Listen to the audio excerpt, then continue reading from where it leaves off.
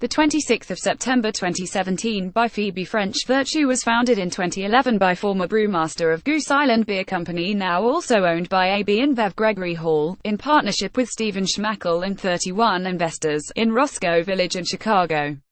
In 2013, Hall moved the company to Femville in Michigan.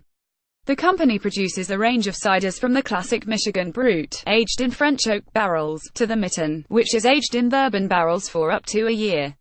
In 2015, AB InBev purchased a majority stake 51% in Virtue, using Goose Island's packaging and warehouse facilities to increase both its production and distribution. According to high-end division president Felipe Pigal, AB InBev's initial investment had quadrupled its cider production. The brewing giant has now purchased the remaining 49% stake for an undisclosed sum. According to Brewbound, who obtained a copy of an email that Pigal sent out to business partners, Virtue Cider will now move into Goose Island offices in Chicago. In the email, Pigal also wrote that the takeover will enable AB InBev to fully integrate Virtue into its wholesaler network.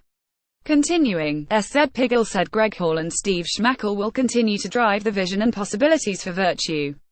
The pair will continue to serve on AB InBev's craft advisory board. In addition, it has been announced that Todd Osman, former president of AB InBev-owned Blue Point Brewing Company, is to take over from Ken Stout as president and general manager of Goose Island's U.S. business. Due to AB InBev's takeover, Osman will also be responsible for running Virtue Cider too. Stout is to become the president of Goose Island International.